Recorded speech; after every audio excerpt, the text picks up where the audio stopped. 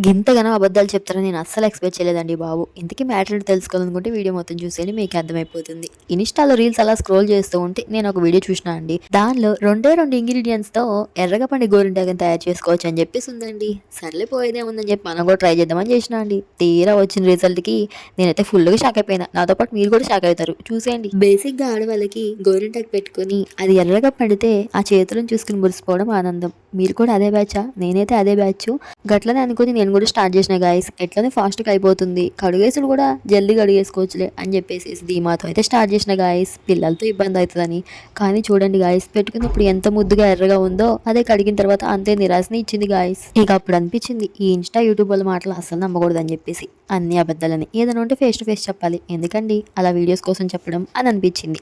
ఇంకా చూడండి కడిగిన తర్వాత 3, 4 రోజుల తర్వాత ఎట్లా ఉంటుందో గోరింటాకు అట్లుంది.